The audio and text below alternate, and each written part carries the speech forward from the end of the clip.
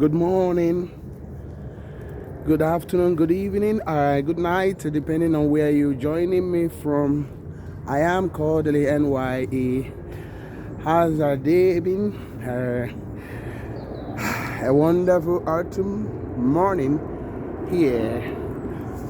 We are going to talk about imprisonment. But before we do, we are going to first of all welcome the new subscribers to the family. You are highly welcome. You are highly welcome. And returning subscribers, thank you very much for returning to the family. You are all welcome to the you are highly welcome to the family. Remember to always like, comment, turn on notification button, share to your friends. Share to your friends. That's very important. That's very important, if you know what I mean. We are going to discuss a very vital topic today, which is talking about prison and opening the door to the prison for Nigeria. That Nigeria is in prison. Nigeria is in prison. That's what we're going to discuss at the moment. That Nigeria as a country is in prison, and Nigerians are held in that prison yard. And I would like you to engage in this discussion. You can always share your own opinion, or for or against the analogy of what we are going to discuss today. For our fans that does not know a country by the name Nigeria, Nigeria is a country in the Nigeria is me. That's me, your presenter today and reviewer today. I am Kodili-nye. Yeah, that's a beautiful morning which God has given us today to enjoy, and we are glad about it. We are going to discuss about that Nigeria is imprisoned. Nigeria is imprisoned. Nigeria is imprisoned. And Nigerians are under these prison yards. Nigeria is in prison. You may be wondering, why am I talking like that? Why am I saying this? Why am I talking about prison? And many people will be saying, oh, I'm not in prison. I have a good job. I have a luxurious lifestyle. I have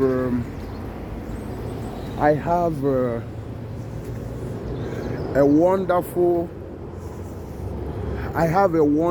life. I have a wife.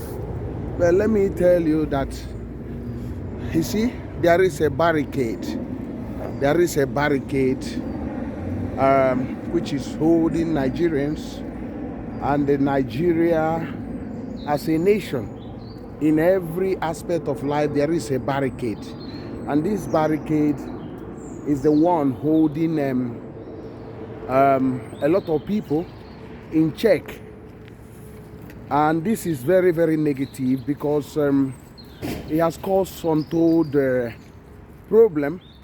But first of all, we're going to look at this imprisonment.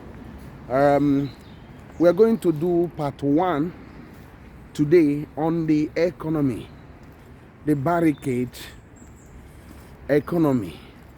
But remember, this imprisonment extend to every area of every Nigerian life. The imprisonment, the barricade is that says stop, no movement. This barricade says stop, no movement. So meaning that limitation in Nigeria as a country has a limitation, and this limitation has enforcers and what have you. This barricade is in the areas of economy, political, religious, educational, health, everywhere. Every area of Nigeria and Nigerian life is under imprisonment. Leadership is under imprisonment. Judiciary, executive, legislature, all of them are under imprisonment. And this imprisonment is causing so much problems, it's causing so much hardship, it's causing so much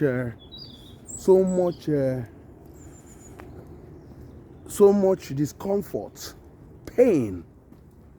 People are suffering pain because of this imprisonment. This imprisonment is affecting that poor man on the street, that poor woman on the street, that is that traveler traveling in Nigerian roads, traveling from one village to another, from one town to another. That imprisonment is affecting that person one way or the other. That imprisonment is affecting the pregnant woman that is going to the hospital for antenatal care, or those that have given birth that are going to postnatal care. These are barricades. The barricades, prison, barricade. These are barricades holding the nation, holding the country called Nigeria. As I was saying, for my fans that don't know Nigeria, Nigeria is a country in West Africa, West Africa to be precise. And this country is supposed to be one of the most economic giants and political giants, and it's made up of the people from Nigeria are called Nigerians, and under the leadership of Tinubu at the moment, the controversial election that brought this man, which has been raveling for some time now.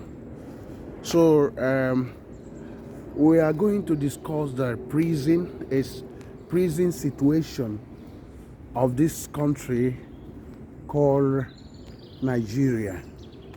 We are going to discuss the prison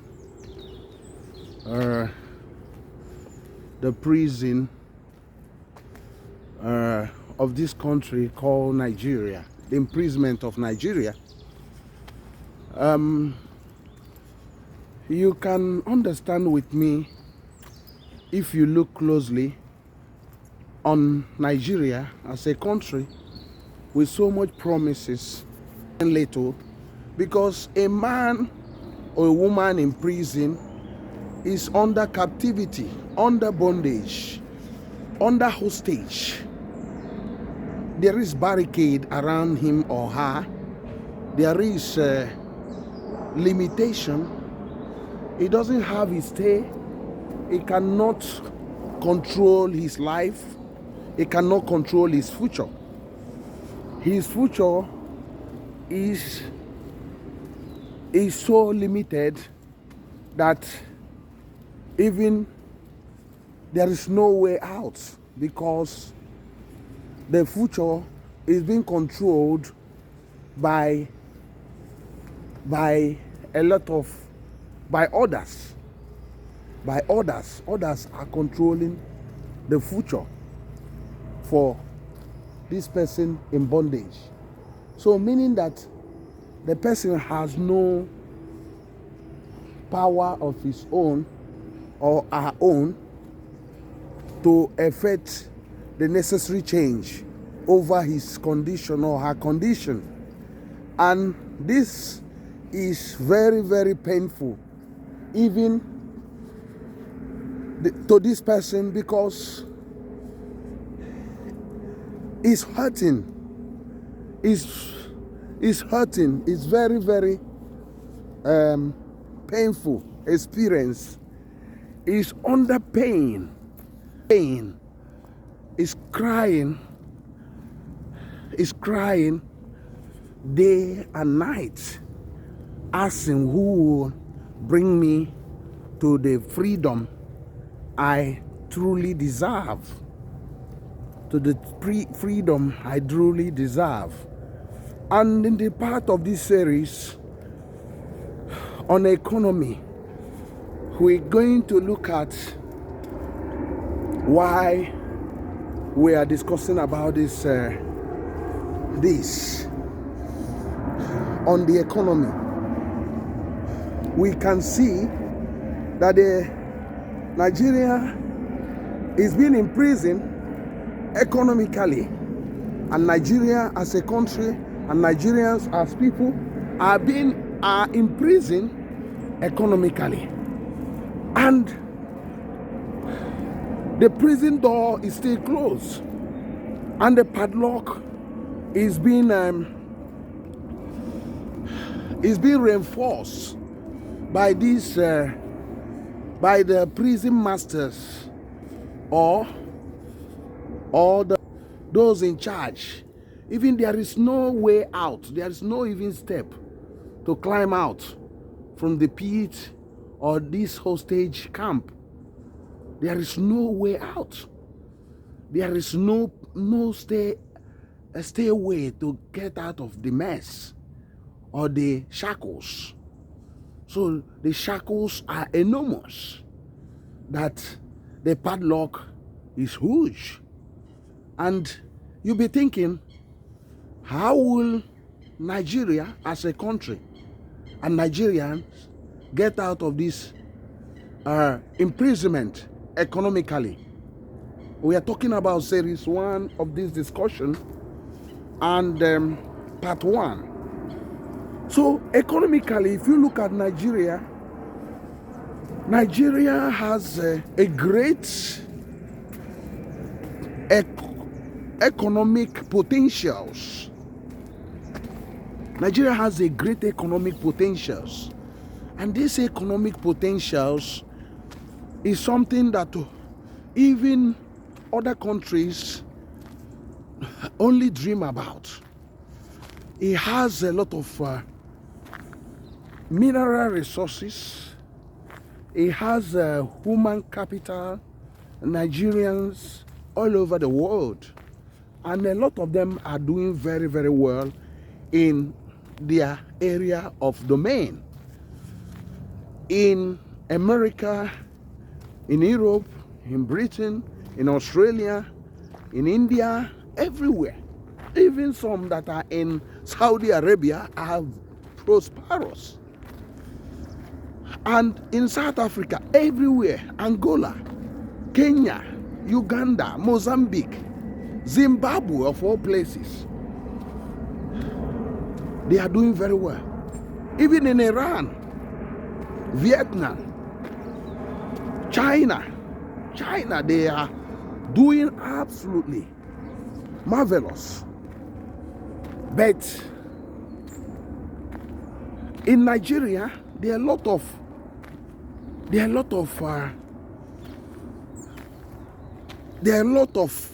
communities, because of the huge economy, the huge people, the number of people, the sheer number of people, is made the country a big market, because those people need to eat, those people need to drink, they need to have houses. So meaning there's demand for these things, health facilities and other things. But the gateway or the stairway to get out of the prison is still not open. It's still not opened, and it's still not a free way.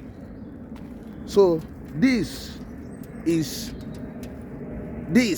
a big challenge. So Nigeria has a lot of potentials that can make it a paradise or economic giant or beauty, like you can see here, how this place is very beautiful, or even more. But can Nigeria achieve this? Can imprisoned person achieve success if you're under prison? The answer is no. So everything economically is under lock and key. The transportation is under lock and key. Aviation under transportation is under lock and key. The airports, there is no freedom. There is no freedom. So we're going to discuss about this imprisonment. We're going to discuss about this imprisonment economically. Nigeria is made up of 36 states. And these 36 states, according to the federal system of government, supposed to be autonomous, meaning that they're supposed to be independent on their own, independent economically, socially, everything, under an independent country. They're supposed to have their freedom and liberty to also dictate their economy, local economy, and to make certain decisions under Nigerian existing law, federal law. But because Nigeria is imprisoned economically, those states cannot make laws on their own and sustain it. Economic laws. They cannot even control their economy. Their airports, they cannot even operate their airports. They cannot. When they build airports, for instance, I'm going to use aviation as for instance. A state supposed to have freedom to have their own ports and to control the economy going on there. But what happened is that the airports initially was exclusive for the federal government. That's when I say federal government, the central government, the bureaucrats in Abuja, controlling the state's airports. Not just controlling it, but imprisoning the aviation business, meaning that the state cannot even build the airport. If they build it, the federal has to take hold of it. So later on, they said, okay, the padlock is big, let's just reduce the padlock. Let's get the padlock let's get a smaller key or a smaller padlock. So now you can build airports, but you are not allowed to make decisions of getting investment on the airports. Like you want to get foreign planes to land in your those airports, in spite that you borrowed a lot of money, you cannot. You have to go to somebody sitting in Abuja and telling the person doesn't even know that state. He hasn't been to that state. He doesn't know what they pay in the people going there. And be asking the person, say, oh, my airport is ready. Can you please give me the key to open the padlock you use to lock my airport? my aviation business. And the person will say, oh no, wait a moment, I'm not available at the moment. Can you come back next week? Oh, the next week, can you come back the upper week? Next month, come next year, blah, blah, blah, blah, blah. And this state has borrowed billions, and the investors that committed their funds are waiting, losing millions or billions. And the state also is suffering. The citizens, the people that want to travel to that state cannot travel direct to that state because the aviation has been locked against them. The aviation or that means of transport has been locked. The economics in there has been locked. The employment opportunities. Normally, a functional airport creates thousands of jobs directly and indirectly, but these have been locked and the key thrown away. And because the key has been thrown away, so it's difficult to find the key to open the padlock on that aviation or transport economy.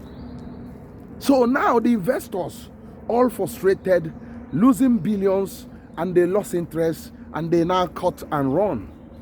Now leaving the state in squalor, in abject poverty and dependence. Instead of being autonomous, it's now depending on one charlatan or one inefficient civil servant in Abuja who doesn't know the pain the people or the state is suffering, doesn't know about investment, doesn't know about economic development of the country. So we are still talking about the imprisonment of Nigeria, that Nigeria and Nigerians are in prison. You can put on your suggestions, comments, which is very, very important, because this discussion is going to run in series or in parts. This is just the part one we are discussing about. So we are going to hit a big hammer on some key issues on this. And today we are discussing only economy, why Nigeria is in prison economically.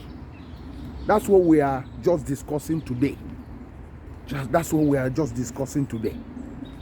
You know, that's what we are just discussing. So that's the beginning. Just the beginning. So we have not actually we have not actually started the main discussion, but we are just starting. So what do you think about what we are talking before we continue? What is your opinion? What is your opinion on what we are discussing? What is your opinion? What is your opinion? We just look at, see there's you can hear the plane. I don't know if you can see the plane going from here. I don't know if you can see that. Can you see that? You can see even the birds flying. You can see the birds flying. You can see this place. So what is your opinion on what we are discussing?